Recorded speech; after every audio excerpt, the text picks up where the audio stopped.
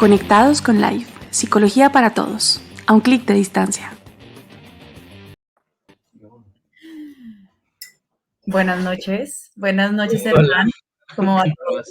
Bien, Bien. aquí, llegando a nuestro último capítulo de la segunda temporada. Llegando a nuestro último capítulo, nuestro capítulo número 20. Antes celebrábamos el capítulo 2, el capítulo 3, ahora es como... Ok. Y ya cerrando esto y ya listo con toda la tercera temporada. O sea, ya está montadita. ¿Sí o no?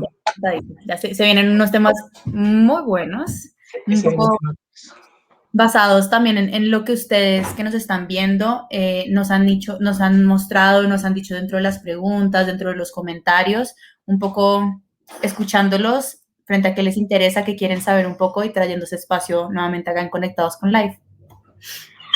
Bueno, entonces bienvenidos. Miércoles Santo, miércoles de vacaciones para muchos.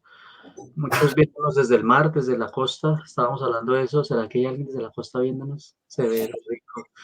Desde la finca, súper. Bueno, Deli. Yo desde casa trabajando. Bueno, pero nos podemos imaginar que estamos en la playa y vivimos vicariamente a través de ustedes que están por ahí conectados. Ok, está bien. Bueno, ahí nos está saludando. Hola Valentina, hola Nicole, hola Evi. Hola, Beto. Hola Beto, qué bien, qué bueno ver gente aquí que uno conoce. Bueno, bienvenidos. Bueno, Ceci, arranquemos con un recorderis de hace 8 días. Hace 8 días eh, hablamos de suicidio en niños. ¿Sí o no? Vea, lo dije. ¿Sí? No le dije Ceci de qué hablamos, lo Muy dije bien. yo. ¿Sí? Siento mucho orgullo. Gracias. Gracias. Suicidio en niños, estuvimos hablando un montón sobre estrategias, qué hacer, en el momento de identificar un riesgo. Estuvimos trabajando con Sandra, que es pues, una de las personas que nos acompaña a nosotros en Life y en DBT. Y pues creo que aprendimos un montón, creo que hubo mucha información valiosa para todos aquellos que son padres, hermanos, primos y que tienen niños, niñas y adolescentes que han manifestado de alguna manera algún tipo de riesgo suicida. Así es. Como siempre lo decimos, Conectados con Life es un espacio que busca traer información veraz, traer evidencia y aterrizar un montón incluso las preguntas que ustedes nos traen y darles herramientas, conocimiento frente a un montón de temas que nos tocan en términos de nuestra salud mental. Y justamente la semana pasada tuvimos la oportunidad de que Sandra contestara un montón de sus preguntas y que nos enseñara un montón de cosas frente a este tema que toca un montón de fibras, que es el tema del suicidio en niños. Sí, así fue. Pero bueno, ya saben que para verlo lo van a encontrar en nuestro canal de YouTube, lo van a encontrar en Facebook, también hay nuestra fanpage.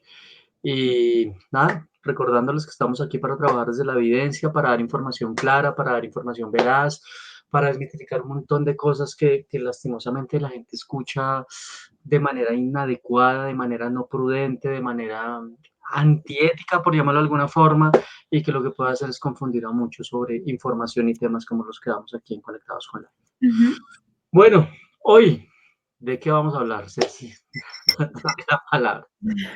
Hoy nos hacemos la pregunta de si unos al año hacen o no daño. Vamos a hablar de... ¡Épale, salud! Muy bien, es que, perdón para todos los que nos están viendo, pero es que el tema de los títulos para nosotros es un proceso creativo muy interesante de cómo qué ponemos, qué decimos, entonces sentimos orgullo de decir los títulos de nuestros programas. Claro que sí. Vamos a hablar de consumo de sustancias psicoactivas. Creo que es un tema muy pertinente para hablar acá entrando a Semana Santa, a tener este fin de semana largo e incluso para hablar, como siempre hacemos, ¿no? Para hablar sin tapujos, para hablar genuinamente y poderles traer un montón de información o quizá desmitificar un montón de información que está por ahí.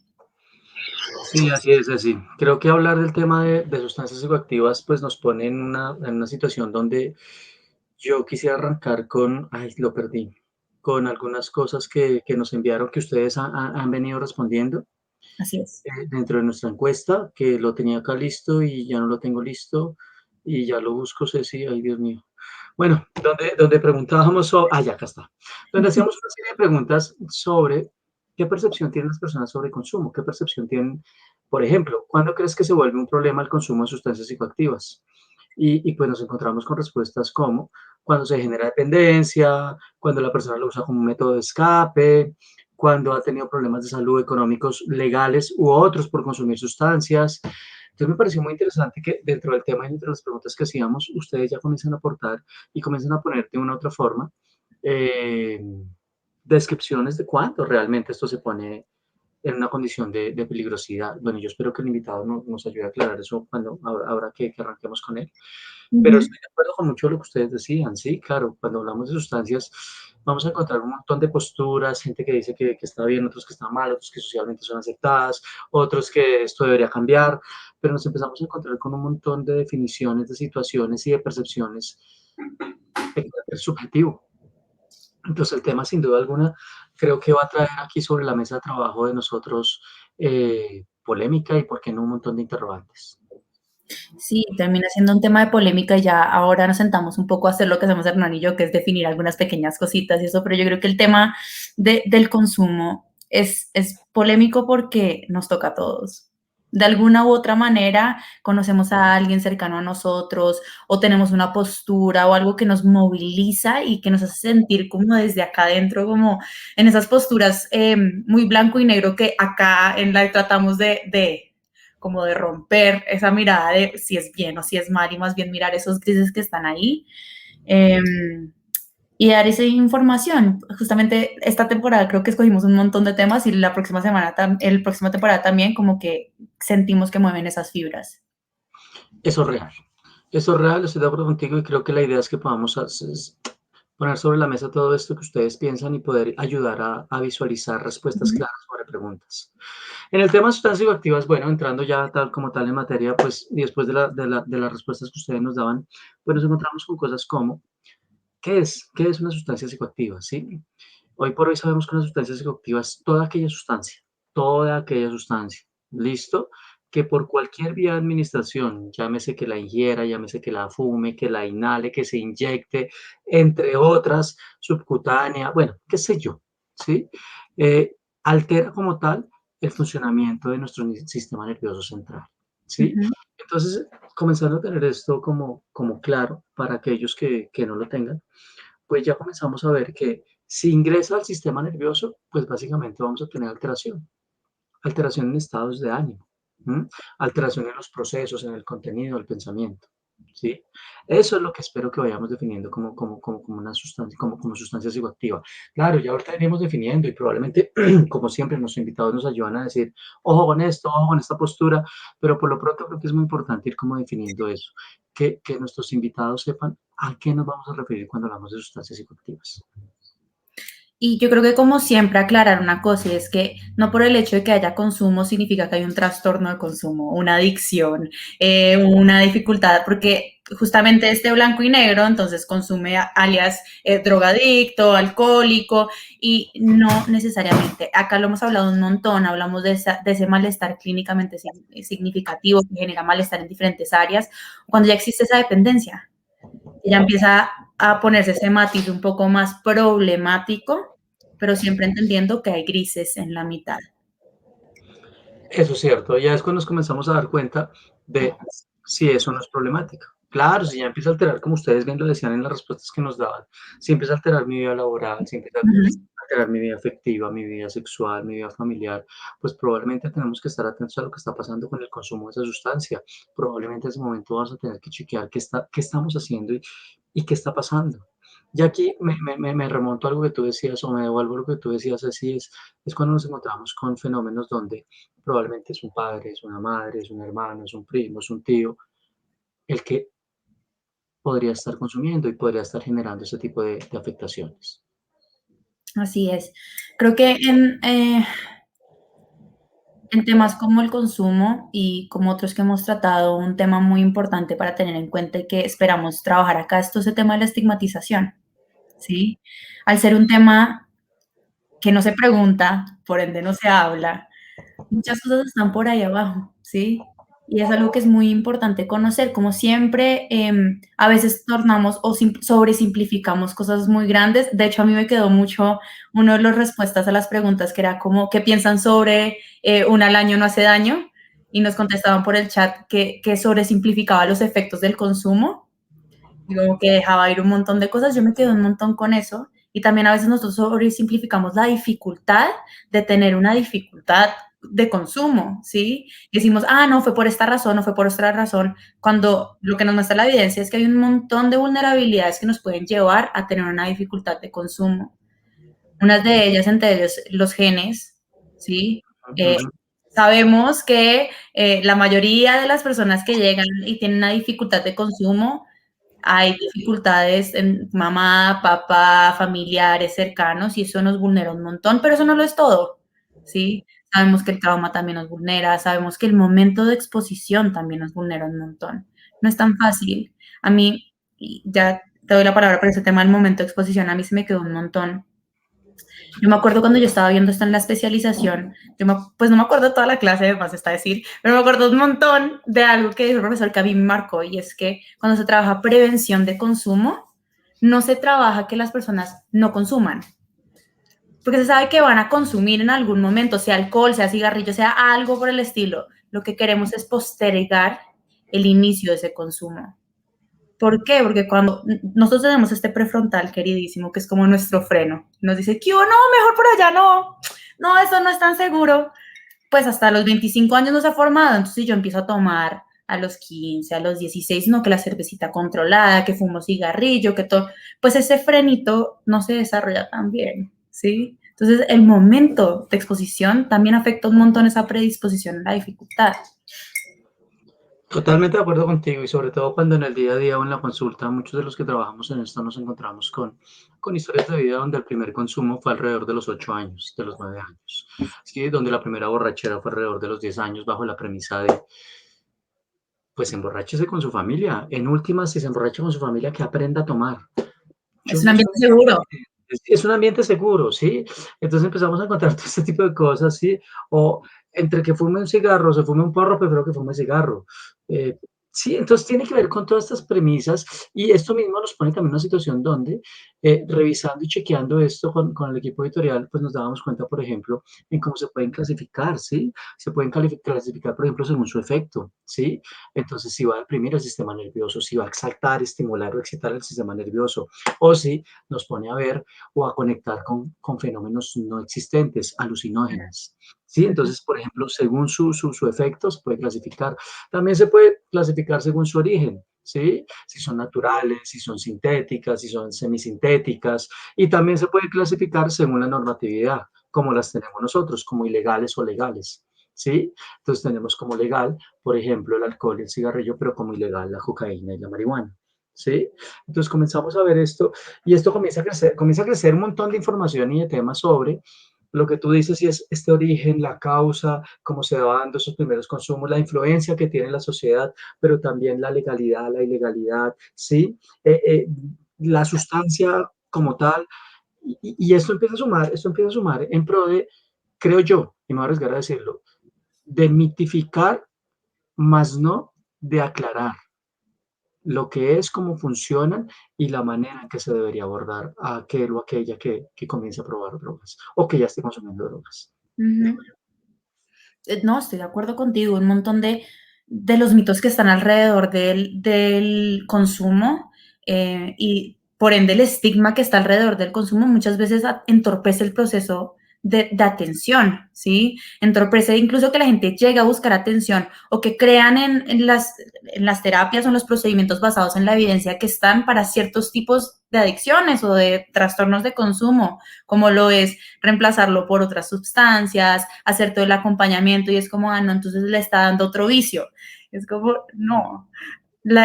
Genuinamente es una dificultad que tiene que ser trabajada con pinzas, ¿sí? Y que tiene que hablarse justamente para que los mitos o los preconceptos que tenemos que no están fundamentados en la evidencia empiecen un poco a esfumarse y se abra más la posibilidad de que la gente llegue a que los apoyen o los ayuden si es necesario. Ok, creo que dicho todo esto, pues entremos en materia. Vamos a hablar entonces clasificación no solo de sustancias, sino también hablar de cuándo es o cuándo no es un trastorno, ¿sí? Y también las sustancias que están dentro de esto, porque estamos dejando de lado fenómenos como la cafeína, ¿sí? Pero bueno, para hablar ya de todo esto, yo creo que démosle paso al invitado. Yo creo que Sí. vamos a recibir a nuestro invitado, creo yo que es un experto en el tema y nos va a ayudar un montón. Entonces, pasemos al invitado mientras que yo pongo a cargar esto para Antes de que te pasemos a una propaganda, ya estamos leyendo sus preguntas, Lorena, Manuela, quienes nos están escribiendo. Ahora llega nuestro invitado y vamos a contestar las que tengan. Aprovechen ahora en el espacio para hablar. Vamos a una propaganda. Correr, van a cargar eso, por favor. No me... Hola, en LifeSense tenemos una nueva línea de agendamiento de consultas psicológicas. Si quieres solicitar tu cita, puedes comunicarte por llamada telefónica o escribiéndonos por WhatsApp al número 311-508-9902. También tenemos otros medios de contacto que queremos que conozcas. Para recibir información y soporte sobre los servicios que ofrece LifeSense o comunicarnos tus sugerencias e inquietudes, puedes contactarnos al número 319-481-9262 o al correo servicioalcliente@lifesense.com.co. Si eres una persona que está interesada en cursos o en formación profesional, puedes escribirnos al correo electrónico formacion@lifesense.com.co. Y por último, si quieres conocer sobre nuestro portafolio para empresas, te invitamos a escribir al correo servicios@lifesense.com.co. Recuerda que en LifeSense tenemos las puertas abiertas para ti. LifeSense, por la vida que quieres vivir.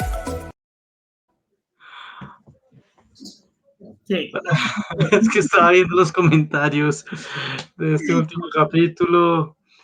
Sí. Bueno, ya hablamos de tu tatuaje facial. Gracias. Eso está buenísimo. Vale, listo. Entonces, ¿quién sube con nosotros hoy? Buenas noches. Buenas noches, Juliana. ¿Cómo estás? ¿Cómo va todo? Muy formal, como siempre. Hola, Ceci Alarnán. Nos damos cuenta, qué seriedad, Dios mío. Buenas noches. Debería ser así en clase, pero así no eres en clase. Pero bueno, arranquemos. ¿Qué tal? Difamándome ante el público. Muy bien. Bueno, nuestro invitado de hoy se llama Leonardo García. Es un psicólogo especialista en psicología clínica y magíster en salud pública. Tiene más de 10 años de experiencia en el manejo y prevención de drogodependencias. Ha sido docente e investigador universitario y ha trabajado como asesor especializado para la Oficina de las Naciones Unidas. Enfocado en consumo de sustancias psicoactivas para la Organización Panamericana de la Salud, conocida como la OPS. Entonces, bienvenido, Leonardo. Un placer tenerte por aquí. Muchas gracias a ustedes por la invitación. Yo estaba aquí aprendiendo, yo estoy totalmente de acuerdo con lo que estaban acá hablando. Menos mal, gracias. Sí, no, encantado con todo lo que estaban diciendo, entonces buenísimo. Bueno, cuando el invitado dice eso, como que, ay, Dios mío. Menos mal. Empezamos bien. Validamos el diploma. Sí sirvió el diploma. Ok, vale, listo, gracias. Bienvenido, Leo. No, muchas gracias por la invitación. Listo. Bueno, Julia, arranquemos. ¿Con qué arrancamos hoy? Para empezar, entonces, vamos a empezar definiendo qué es el consumo de sustancias, cómo se entiende. Bueno, pues ya lo decían ahorita, ¿no? Y hablaba precisamente de que una sustancia psicoactiva es cualquier sustancia, ¿sí? De origen natural o sintético. Aquí es importante hablar algo y es que esas sustancias son compuestos, ¿listo? Que se administran, o sea, es decir, cuando yo decido consumirlos, entonces me los administro, puede ser por vía oral, puede ser vía olfativa, puede ser intravenosa, me lo va a inyectar. Hay muchas más vías de administración que no voy a entrar aquí en detalle para dar ideas, pero hay más vías de administración.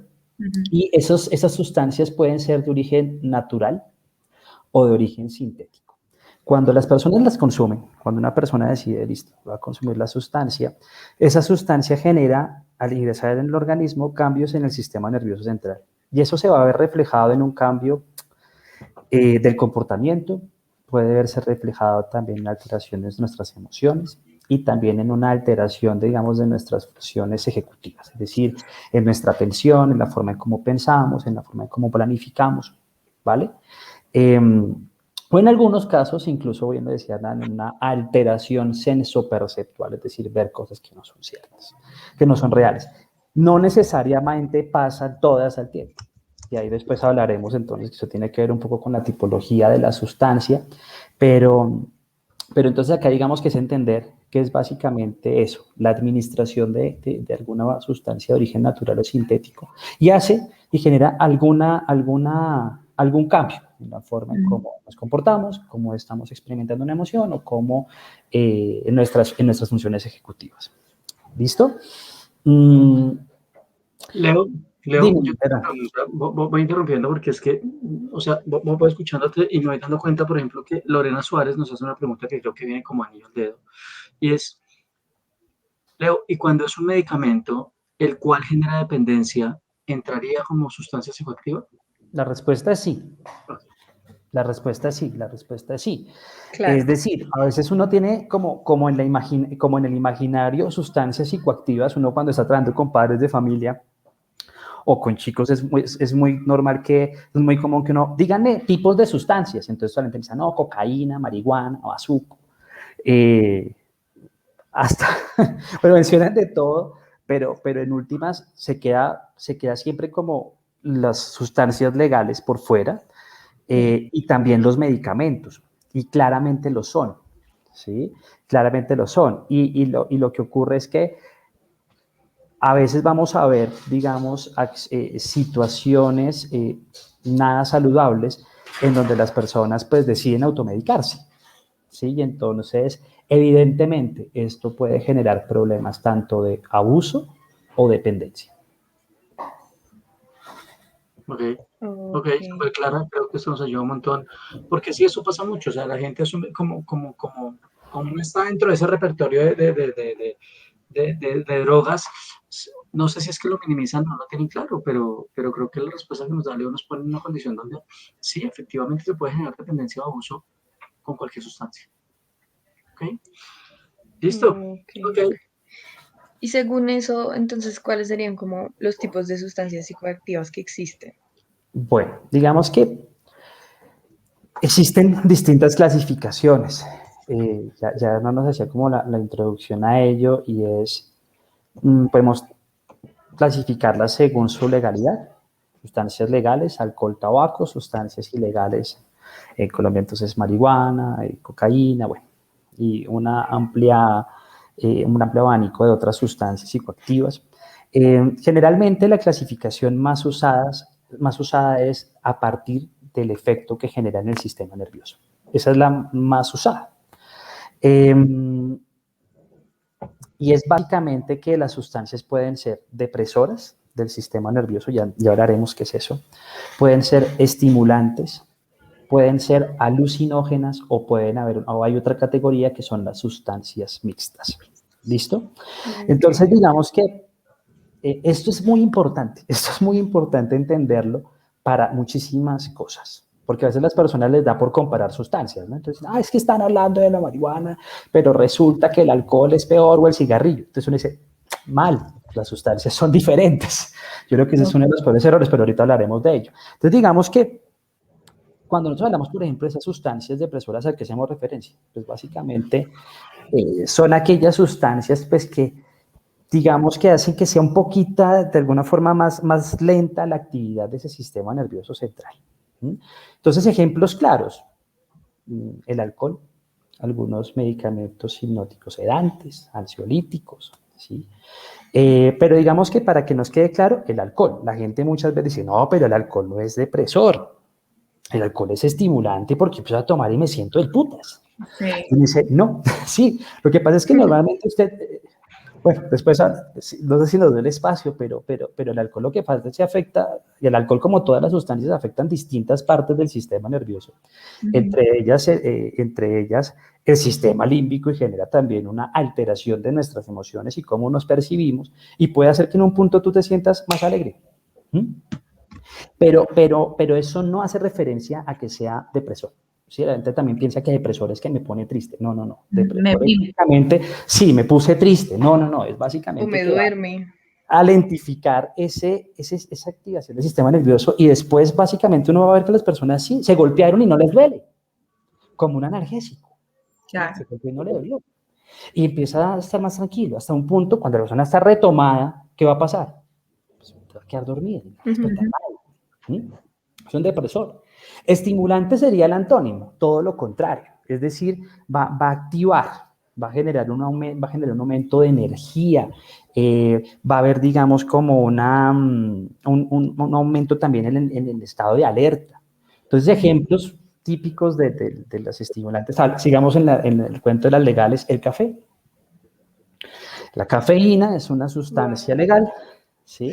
En la cual las personas se la toman, entonces por la mañana, porque necesito tener energía, necesito tener mayor atención, estar dispuesto, estoy que me duermo, entonces me tomo. Las bebidas energizantes, el cigarrillo también es un estimulante, ¿sí? Listo, entonces ahí vamos a ir viendo. Ahorita si quieres vamos mirando cuáles están dentro de las ilegales ahí, ¿no? Okay. Dentro de las alucinógenas serán entonces aquellas sustancias que generan una alteración sensoperceptual. Es decir, empiezo a ver cosas que tal vez no son reales, empiezo a escuchar ruidos que tal vez no son ciertos, ¿sí? Es decir, es básicamente, pues ahí su nombre es un alucinógeno. En estas, digamos, sustancias, pues entonces seguramente encontramos pues, los ácidos, digamos, como también de las sustancias más típicas de su uso. Y la otra clasificación son las sustancias mixtas. ¿Cuáles son las sustancias mixtas? Aquellas en las cuales, pues básicamente podemos tener una mezcla de las dos, de algunas de las categorías anteriores. Por ejemplo, entonces puede ser estimulante y alucinógeno, o depresor y alucinógeno. ¿Listo? Entonces ejemplo, la marihuana es tipificada como una sustancia mixta.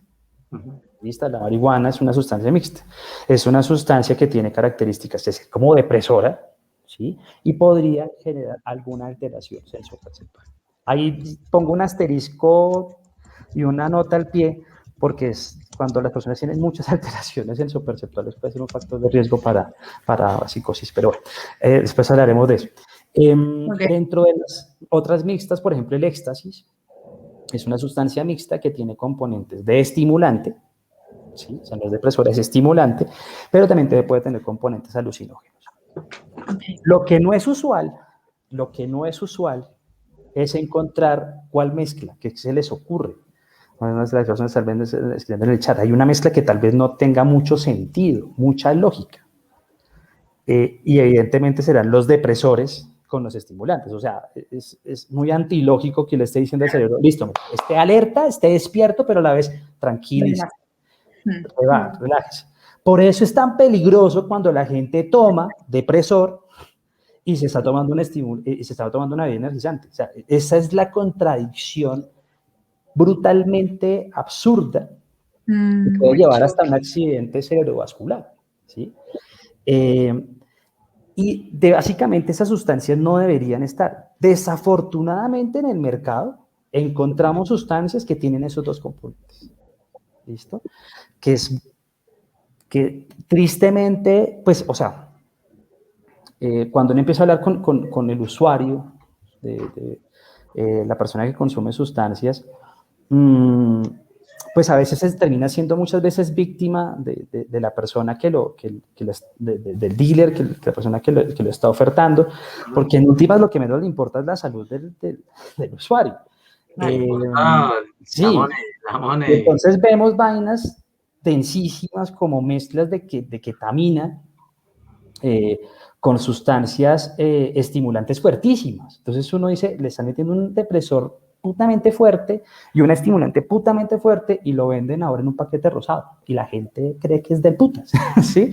Y lo que se está encontrando, eso se encuentra de hecho ahorita en el sistema de alertas tempranas del Observatorio de Drogas de Colombia como puta, es brutal. Entonces yo creo que es importante empezar a entender esa tipificación. Las sustancias pueden ser depresoras, pueden ser alucinógenas, pueden ser estimulantes o pueden ser sustancias mixtas. Creo como para que empecemos a hablar desde ahí. En la mayoría, digamos en las depresoras, estimulantes, encontramos sustancias tanto legales como de carácter ilícito, claramente. En este tema, bueno, enganchándonos un poco como a todas estas alertas que nos estás dando en términos de cuando se mezclan sustancias, etcétera, un poco la pregunta es, ok, ¿cuándo se puede volver un problema el consumo? ¿Qué consecuencias puede traer? Y yo la engancho con una pregunta del público que nos hace Magali. Ella nos pregunta, ¿cuándo sé que ese consumo es una dependencia? Si eso está mediado por el tiempo. Es un poco como vamos, como hacia ese tema, como hacia cuando hay un problema, cómo lo identifico. Así como existe una clasificación de las sustancias, existe una clasificación del consumo, ¿sí? Entonces, el consumo puede ser, por ejemplo, un consumo experimental. Es decir, cuando yo llego, lo pruebo y ya, ¿sí? Entonces llegué, me dije, venga, ¿qué sabe el cigarrillo? Quiero probarlo, me atoré y dije, ni por putas, me maría el resto, no vuelvo a fumar en mi vida. Ah, usted tuvo un consumo experimental de cigarrillo. ¿Usted ya va a marcar en el estudio de drogas? ¿Usted ya va a ser parte del porcentaje de personas que probó la Ya sustancia? consumí. Sí, usted ya tendrá prevalencia de vida, usted ya era parte de la prevalencia de vida, ese porcentaje de personas que consumió la droga alguna vez en la vida, pero no siguió. Posteriormente, digamos que hay otro tipo de consumo, que es el consumo recreativo. Ok, va un poquito más allá. Y lo probé, hubo algunas características, seguramente ya hablaremos de esas características que existen, que aumentan la probabilidad de que yo pase de un consumo experimental, o sea, que me quede ahí, a un consumo recreativo. Entonces, el consumo recreativo ya es, la uso ocasionalmente, digamos, de vez en cuando, en círculos, en contextos específicos, la sustancia, sea legal o ilegal. ¿Listo?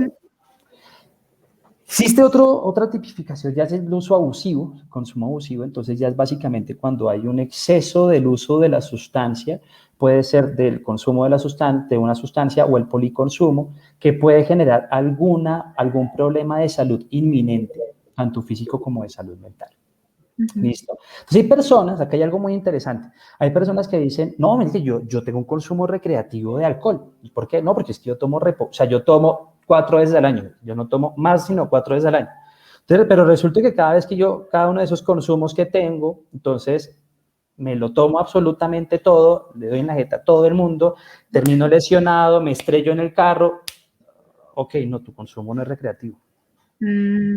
¿Listo? Y tenemos otra tipificación que ya es el consumo dependiente, y para entrar a ese tema del consumo dependiente tenemos que entender por lo menos 2 conceptos. Uno es el síndrome de abstinencia y otro que es la tolerancia. ¿La tolerancia qué es? La tolerancia, bueno, existen 2 tipos de tolerancia, generalmente uno entiende solamente uno. Existen 2 tipos de tolerancia, tolerancia positiva y tolerancia negativa. La tolerancia es positiva, que es la más conocida, es básicamente que cada vez necesitas mayor cantidad de la sustancia para poder sentir el mismo efecto que percibiste al inicio. Entonces, hay gente muy orgullosa que dice, no, marica, yo aguanto resto. Yo al principio me emborrachaba con una pola, ¿sí? Y los amigos lo admiran, ¿no? Bueno, es que sí, claro. El aguante. No, ¿Quién aguanta más? Sí, ¿Quién claro. aguanta más? Okay. Y resulta que ese aguante, que aguanta más, que al principio se embriagaba con una pola, y ahora ya puede muchas más. Esa es la tolerancia. Necesitas más para percibir el efecto. Necesitas fumar más plones de marihuana para sentir lo mismo. Necesitas más acetaminofén para que te pase el dolor de cabeza. ¿Listo? Necesitas más café para sentirte igual de despierto. O entonces la gente empieza a hacerlo entonces más cargado. O empieza a tomar bebidas energizantes. Claro. Entonces, no, ¿para qué me tomo el cafecito así suavecito? No, me tomo entonces el super expreso. Sí. ¿Listo? Eso, entonces, cuando la tolerancia, digamos que a medida que hay mayor tolerancia, pues hay una mayor probabilidad de generar dependencia. Y en el síndrome de abstinencia es básicamente cuando las personas experimentan una cantidad de síntomas físicos, psicológicos, que tienden a ser pues nada cómodos, nada aversivos, cuando se detiene el consumo. ¿Sí? Se detiene el consumo, entonces yo empiezo a experimentar ansiedad, entonces yo empiezo a experimentar incluso hasta dolor físico, y solamente siento satisfacción, o que más bien se reduce este malestar cuando consumo la sustancia. A los que estamos acá, que estamos en el contexto de la psicología, pues básicamente ese refuerzo negativo y sabemos pues cómo mantienen la conducta eso. Es decir, cuando tú ves que tienes algo que te está generando malestar y eso, particularmente consumir esto, me alivia, pues se genera un enganche muy bravo. Genera un enganche muy bravo. Esto, digamos que define particularmente la dependencia. Hay otras características que pues plantean teóricos y es básicamente también mirar si se están generando alguna alteración. Ese consumo está generando, por ejemplo, alguna alteración en tus áreas de ajuste, en tu área familiar, en tu área académica. Se prioriza ahora el consumo por encima de otras cosas. Hay un concepto ahí que también es el de búsqueda activa, es decir, buscar la sustancia ahora también es algo importante, ¿sí? O sea, le dedicas mucho tiempo a ello o ya sabes todo cómo lograr la adquisición de la sustancia. Entonces, digamos que esos conceptos nos ayudan a definir. Ahora, decirles, no, si usted consume 3, pero si usted consume 3 es recreativo, pero si usted consume 4 ya es otro tipo, no lo podemos operacionalizar de esa manera. ¿Sí? O sea, eso no lo podemos operacionalizar de esa manera. Termina siendo algo, digamos, en carácter subjetivo o particular de cada individuo. ¿Listo? Pero es importante entender cómo transita la sustancia, el consumo. Hay algo que me parece fundamental aclarar. Bueno, quiero hacer 2 aclaraciones primero. Una, cuando ustedes empezaron a hablar, decían, esto no es una discusión moral. O sea, esa es una discusión basada en la evidencia. Y a mí me encanta que sea así, porque seguramente son muchos los temas que se discuten desde lo moral. O sea, esto es bueno o esto es malo. Sí, no, yo no creo que esto quepa. O sea, hay personas que todavía siguen diciendo que el consumidor de sustancias es un drogadicto y delincuente. Yo no estoy de acuerdo, porque eso es una posición moral. Pero también encontramos el otro lado, ¿no? Como yo consumo la sustancia, es buenísimo, man, eso es medicinal todo el tiempo. También es una discusión moral. Entonces, están en últimas, a veces en la misma posición.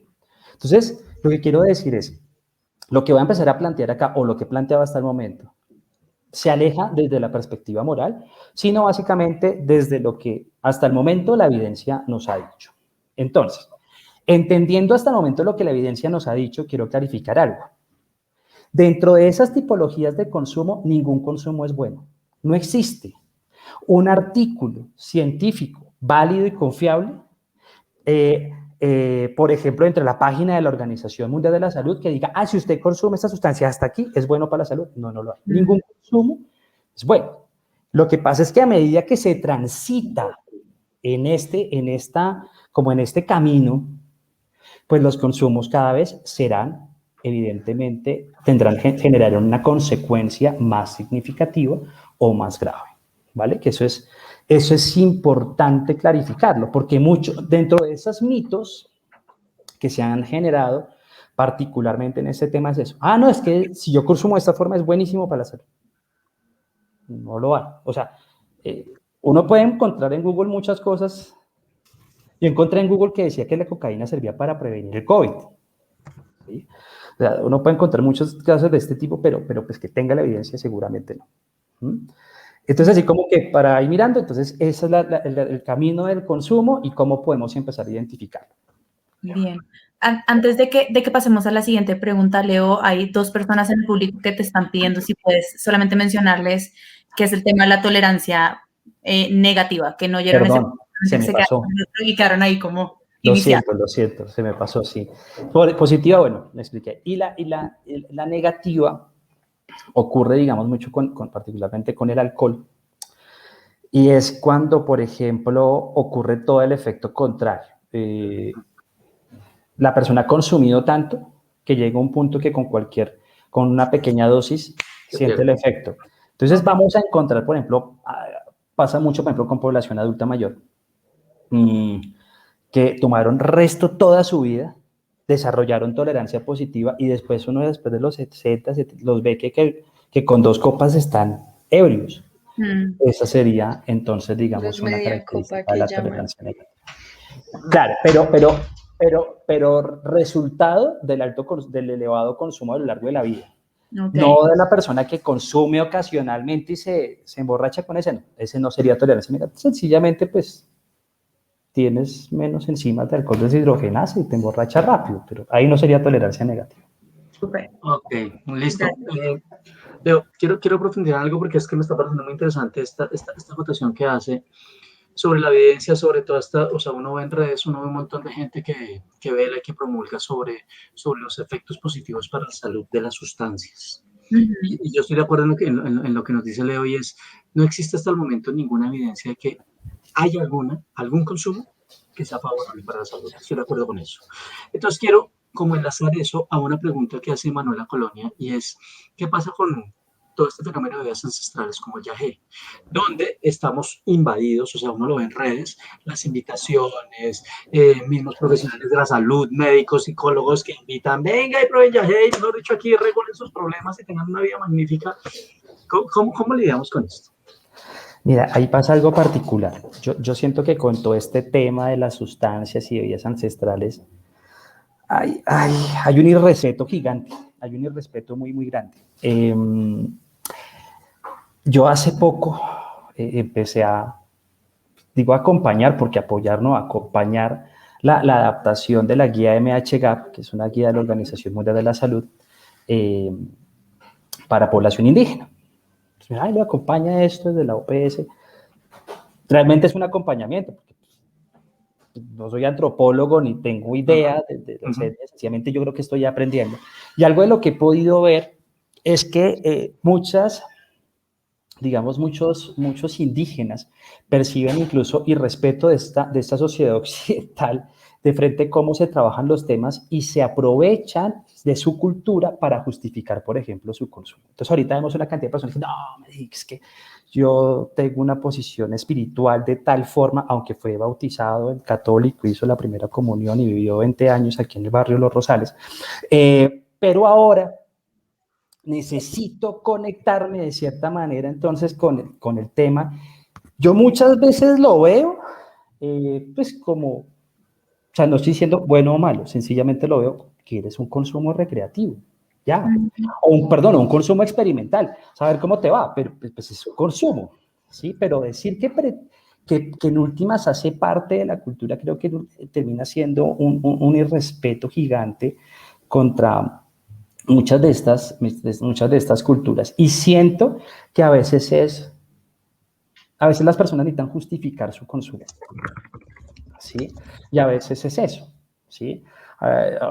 Me salgo un poco del tema. Yo he encontrado con muchos usuarios, particularmente, sobre todo de marihuana, que me dicen, no, es que yo consumo porque es que esta vaina me ayuda a prevenir el cáncer. No tengo ni de dónde idea sacó que le ayuda a prevenir el cáncer. Pero en últimas la persona a veces quiere tener un argumento que aunque no tenga la evidencia, lo haga sentir que lo que está haciendo no está mal. Ok. Sí. Creo que es por ahí, ¿no? Igualmente lo que les digo, no siento que sea mal. Pues se lo hizo, pues, respetable, o sea, no. Pero yo creo que es algo de, quería probar a ver cómo me iba, listo, quería probar cómo me iba. Y tuvo consumo recreativo. Si lo volvió a hacer, bueno. Perdón, tuvo un consumo experimental, lo volvió a hacer, bueno, es un consumo recreativo. Ocasionalmente lo va a hacer porque seguramente tuvo alguna consecuencia que particularmente pudo ser positiva o alguna... Eso se llama influencias normativas.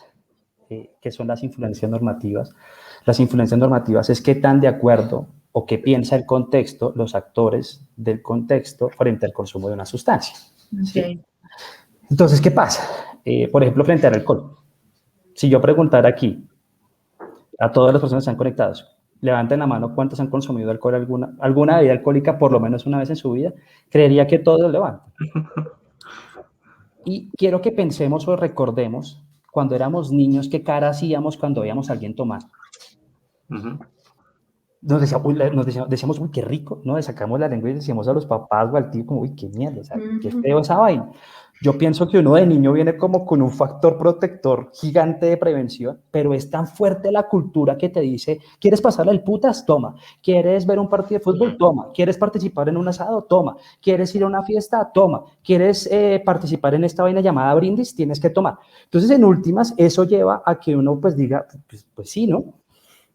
Y ya después empiezan otras características que lleva a que se transite. Entonces, frente a este mismo tema, creo que lo mismo. Hay una cantidad de cosas de chéveridad, de se ve bien, de me conecta de cierta manera con mi espiritualidad, pues que evidentemente pueden llevar a que las personas digan, ok, lo hago. Ok. Yo quiero engancharme un poco al tema que nos hablabas ahorita, la marihuana. Creo que es una sustancia que genera un montón de debate. Como siempre, acá la enganchamos a la evidencia. Quiero engancharla con una pregunta que habíamos pensado y además con una pregunta del público. Nosotros habíamos pensado en la pregunta esta de si puede ser beneficioso o no legalizar ciertas sustancias. Y Sebastián Carrasco en los comentarios nos pregunta, o te pregunta a ti específicamente, Leo, es hora de aclarar el tema para todos los consumidores de marihuana. ¿Es o no es adictiva? Sí, sí lo es. Sí. Sí lo es. Pero gracias, Muy gracias, claro. Sebas, que nota la pregunta, hermano, porque es uno de los grandes mitos. O sea, la gente dice, no, es que no es adictivo. Bueno, voy a tratar de explicar algo rápido. Esa transición, mira, voy a poner un ejemplo clarísimo. Uno de los principios, cuando uno va y mira, por ejemplo, los centros de tratamiento, muchas de las personas que están en centros de tratamiento internos o en tratamientos ambulatorios están, cuando llegan por motivo de consulta por consumo de sustancias psicoactivas, muchos están por consumo de cannabis, no de otras sustancias, pues muchos están por consumo de cannabis. Y una de las afirmaciones que uno encuentra, muy particularmente, es, marica, yo ya no puedo dormir si no me fumo un porro antes. Y ya no lo puedo hacer, definitivamente yo ya no lo puedo hacer. Ok, necesitas entonces evidentemente de la sustancia para. Y en esa transición, como ejemplo, pero en esa transición hay muchísimas cosas que influyen en que una persona se vuelva, a mí no me gusta tanto la palabra adicta, me gusta más utilizar la palabra dependiente. Hay cosas que pueden aumentar la probabilidad de que alguien se vuelva dependiente, con marihuana o con otras. Por ejemplo, la personalidad. Pensemos, voy a poner un ejemplo rápidamente con alcohol. Pensemos que tenemos un chico de 13 años, súper introvertido, mejor dicho, de una ansiedad, el man le teme hablar a todo el mundo, lo pasan al frente del salón, se pone súper rojo, lo invitan a una fiesta, ¿no? Está la vieja que le encanta,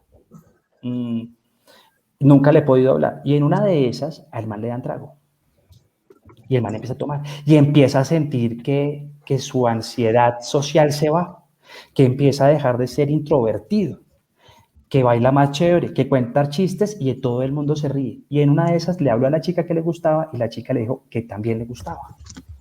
Pregunta, ¿le trajo alguna consecuencia buena el consumo de alcohol?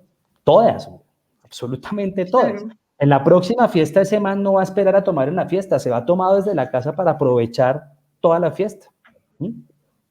Si acá estamos con un man, ahora pensemos del otro lado, un man TOC, o sea, un man así súper rígido, tiene 3 agendas diarias, su ropa organizada en color degradé, si alguien le llega 30 segundos tarde se la acabó, es una persona súper rígida, nada flexible, seguramente viene un estrés horrible, ¿no? Y llega y le dice, no, marica, fúmese esto un día, y ese man día que se lo fuma, se relaja, se tranquila y pasa una experiencia bacana. Hay probabilidad de que se enganche, evidentemente. Entonces, el tema de las sustancias también depende mucho de la personalidad, depende mucho de las consecuencias, depende mucho, evidentemente, como bien lo decían ahorita, de las características biológicas, del componente hereditario. Todo esto sumado puede aumentar la probabilidad de que alguien se nos termine enganchando. Pero básicamente, sé que me alargué en la respuesta, pero la respuesta es sí, la marihuana es una sustancia que puede generar dependencia. Y frente al tema de la Súper legalización, ¿qué opinión tenemos basada en la evidencia? Perdón, Ceci y Leo, y si lo podemos enganchar también con, o sea, lo de la legalización versus también cuando se usa el cannabis como medicinal, el cannabidiol, como se pronuncia en ese caso. No sé, creo que las podemos relacionar, creo que podríamos. Me parece chévere, me parece chévere. Bueno, voy a empezar por la segunda parte y trataré de llegar a la primera. Frente al tema del cannabis medicinal, a mí no me gusta, de hecho, que se habla de cannabis medicinal. Yo tengo una pelea gigante con el tema de cannabis medicinal, con la palabra, porque básicamente el cannabis tiene más de 397 componentes. Y hay hay un componente que es el CBD, el cannabidiol, que no es un componente psicoactivo, quiero aclarar, no es un componente psicoactivo.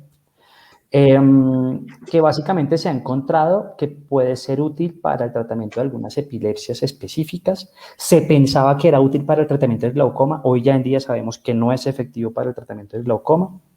Según el último reporte de la OMS ya sabemos eso, pero parece que es útil para algunos tratamientos de epilepsias específicas, sabemos que es útil para algunos problemas de insomnio, sabemos que es útil para algunos manejos de esta sintomatología ocasionada, por ejemplo, por las quimioterapias.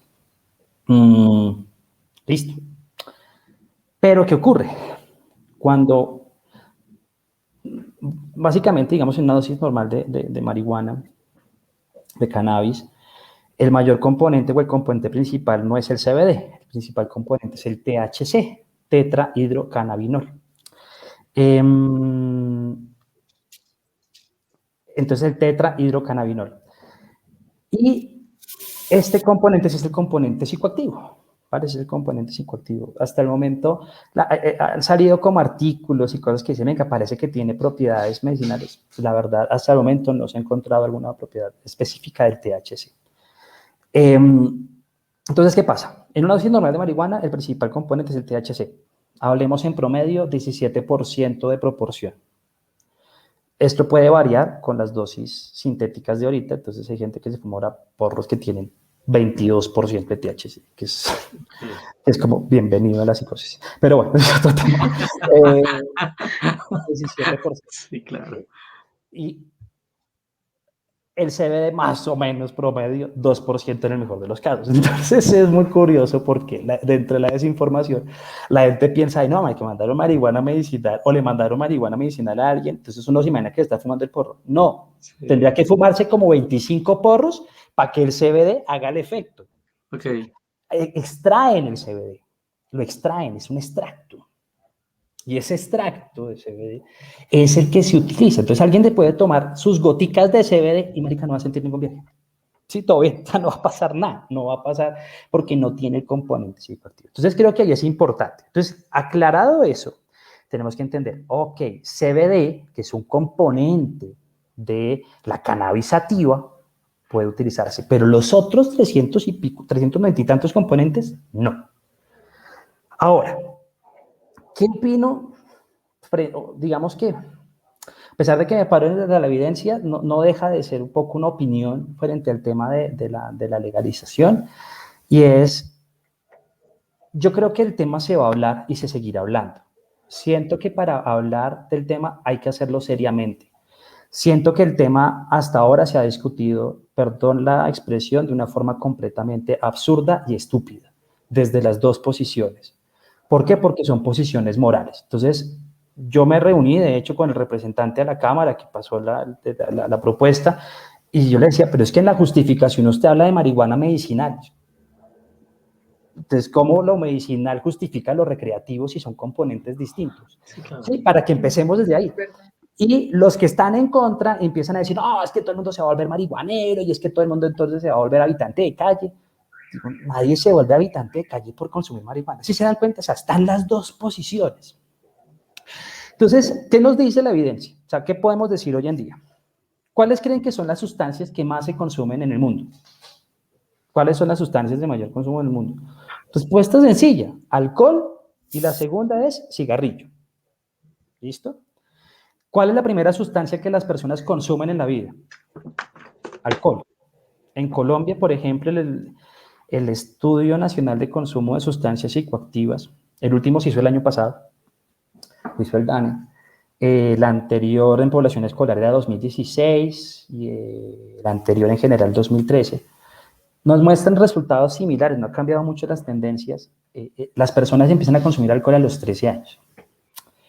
Cigarrillo más o menos sobre los 14 años. No, mentiras, también sobre los mismos 13 años.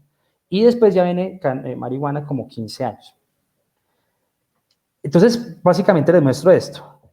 Alcohol, el porcentaje de personas que han consumido alcohol alguna vez en la vida es 87.07% en Colombia.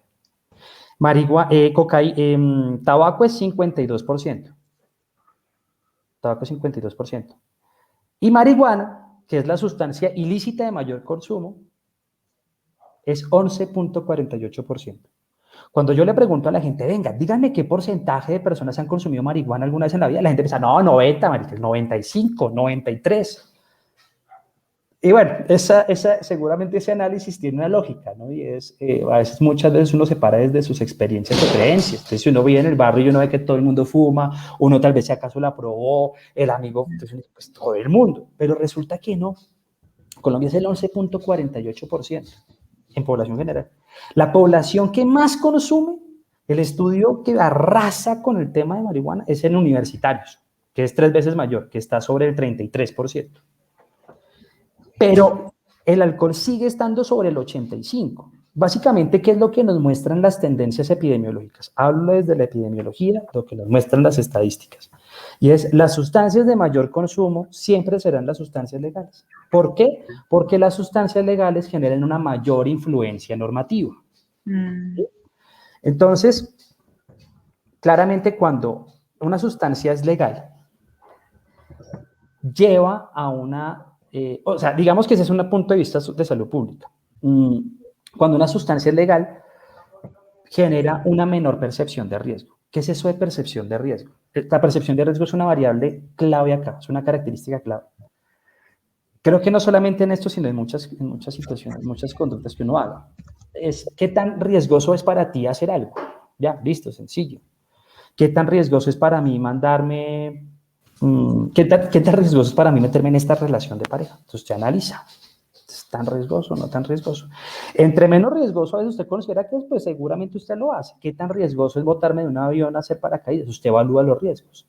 Si usted cree que es muy riesgoso, pues seguramente usted dice, tal vez no lo hago. Cuando uno mira el tema de las sustancias, hay una relación, o sea, hay algo y es, cuando uno percibe que una sustancia no es tan riesgosa, es mucho más probable consumirla. ¿Cuál es la sustancia que las personas perciben como menos riesgosa en el mundo? Pues el alcohol. En Colombia, el riesgo, o sea, cuando uno evalúa la percepción de riesgo del alcohol es bajísimo. Porque, pues, Hernán lo decía ahorita, si el mismo papá le está diciendo, tomémonos unas polas, pues, ¿qué riesgoso va a considerar? No sé, se lo dicen de los 13 años. Entonces, cuando una sustancia es legal, eso genera una menor percepción de riesgo, una mayor influencia normativa.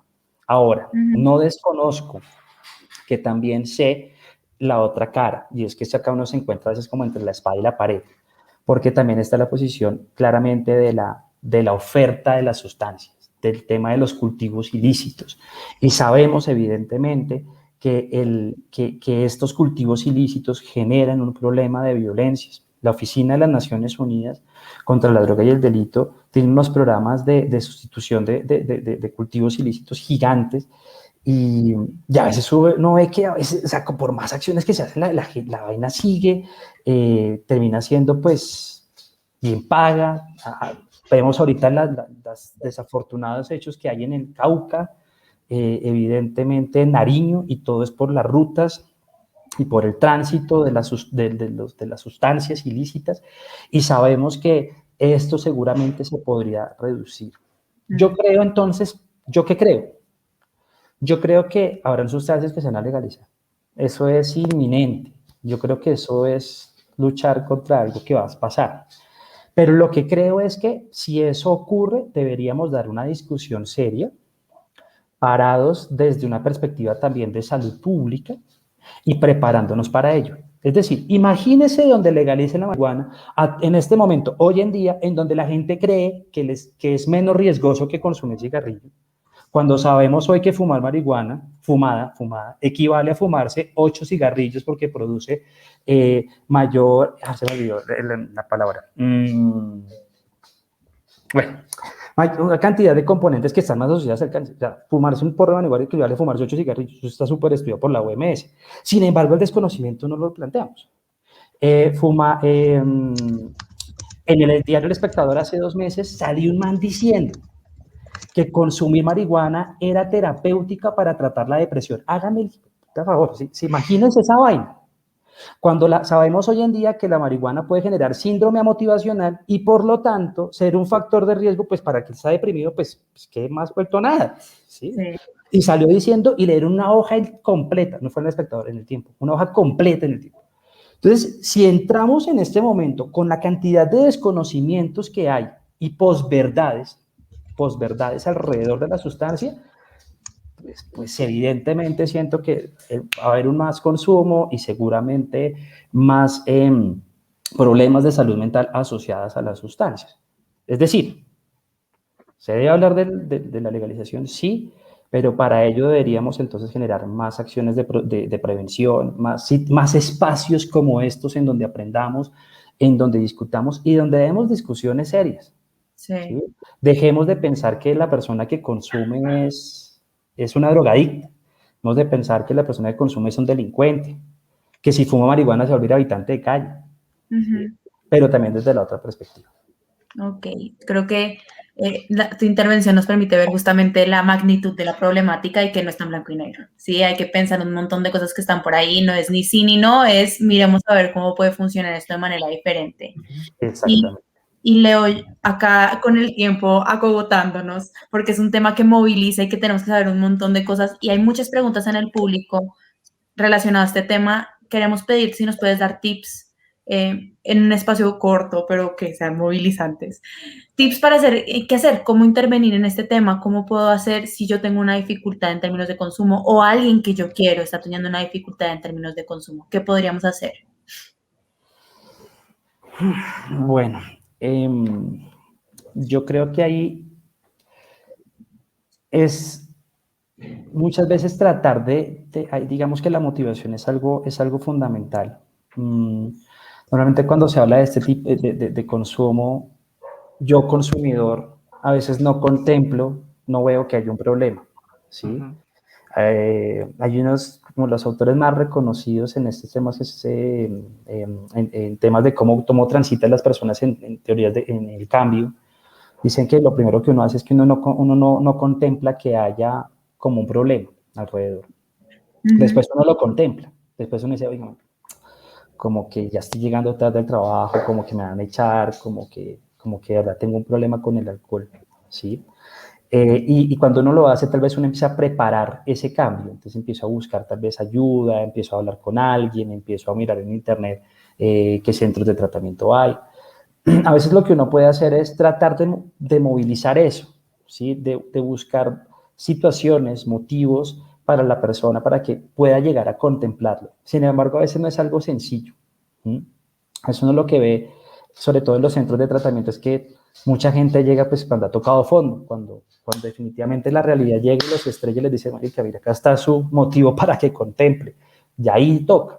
Entonces a veces cuando uno no lo hace, cuando uno no contempla ese motivo, tarde o temprano, si hay una dependencia, pues se va a contemplar. Y entre más tarde sea, pues más duro será ese motivo de contemplación. Entonces uno lo que puede hacer es tratar de movilizar. Yo sé que hay mucha gente que dirá, lo hemos hecho resto. Sí, a veces puede ser necesario también la búsqueda de profesionales que puedan ayudar en esto. Mucha gente dice, no, es necesario que ya la persona esté completamente motivada para iniciar un tratamiento. No necesariamente. A veces, digamos, ir y buscar un profesional en el tema puede también ayudarnos también a que esto ocurra.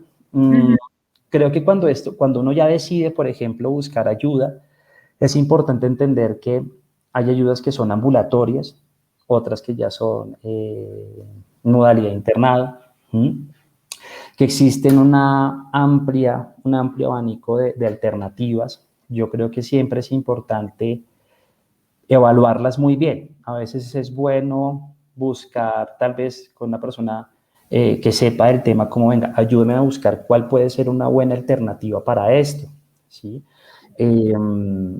Porque pues desafortunadamente a veces pueden haber muchas opciones, pero no necesariamente todas son buenas o no necesariamente todas clasifican para las características de consumo o de personalidad o del problema que se tiene.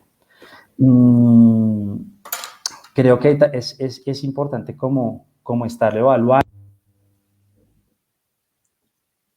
Se te fue el sonido. Dejamos ya volviste. Cuando una persona inicia es importante aclarar algo y es que esto puede ser el pico del iceberg, generalmente, o sea, es el pico del iceberg el consumo. Es decir, no es que el consumo sea el problema ya, no, o sea, generalmente el consumo es una estrategia de afrontamiento para tal vez otras cosas de fondo que hay. Entonces yo tengo una desregulación emocional gigante y entonces resulta que la forma es consumir. Entonces hay personas que dicen, no, usted no vuelve a consumir jamás. Y sí, pero no se solucionó el fondo, entonces ahora me empiezo a cortar. Ahora empiezo a hacer otra cosa. Entonces a veces es importante que estos tratamientos nos muestren una integralidad, por decirlo de alguna manera. Hernán, No te escucho, Hernán, ahora. Qué bueno que Leo, bueno, creo que no puedo haber sido mejor invitado para clarificar un montón de cosas, para dejar un montón de temas polémicos sobre la mesa. Creo que Leo, como hemos hecho con muchísimos de los invitados, pues mi hermanos comprometidos con esto y de una vez anticipando una próxima invitación para darle continuidad a esto, porque Leo, creo que nos ayuda un montón, creo que nos deja claro un montón de vainas toda esta conversación que hemos tenido contigo, pero también creo que quedan muchos aún necesidad de solventar muchas preguntas, muchas dudas. Gracias, de verdad que gracias, porque creo que ha sido un programa en el que hemos tenido muchísimas interacciones, hemos tratado de dar claridad a un montón de gente, se nos escapan muchos otros como siempre, excúsennos, pero es condición de tiempo. Nada, insisto, mejor invitado no pudimos haber tenido. Re bien, Leo. Gracias. No, gracias a ustedes, qué bueno haberlos estado acompañando en este espacio y gracias a todas las personas que se conectaron. Sí que hay muchas preguntas. Sí, yo creo que si algo ahorita me quedo conectado un rato a ver contestando algunas ahí por Facebook. De una. Listo, súper. Tengo que ir a, ¿cómo se llama esa vaina? Esa reunión que hacen aquí del El conjunto. conjunto de administración, sí. Ahí mientras tanto voy respondiendo preguntas. Listo, Leo. Así igual, de chévere. Las prioridades claras, tiene las prioridades claras. Muy bien. Eso. No, igual, en serio, súper invitado, probablemente para, no sé si tercera, pero sí, fijo, cuarta temporada. Nos gustaría mucho que nos acompañaras para dar continuidad a esto. A todos los que estuvieron conectados hoy, nos extendimos un poquito más, pero creo que vale la pena, creo que estuvieron súper conectados. Mil gracias y cerramos como dándoles unas indicaciones a las personas que nos siguen. Próximos 2 miércoles nos vamos a ver con lo mejor de Conectados, 7 y 14 de abril. Vamos a estar con los resúmenes. Y el 21 volvemos con qué temas, sí, botémosle la perla al tema para que estemos conectados. Pucha, volvemos y vamos a hablar de infidelidades. ¿Por qué somos infieles? Ay. Qué programa tan bueno. Con eso arrancamos la tercera temporada. ¿Por qué somos infieles? Nos vemos el 21, 7 y 14 de resumen. Y nos vamos con nuestra cortinilla como siempre. Nos vamos, nos despedimos y... Gracias, Leo. Gracias a todos los que se conectaron. Gracias, Juli. Chao.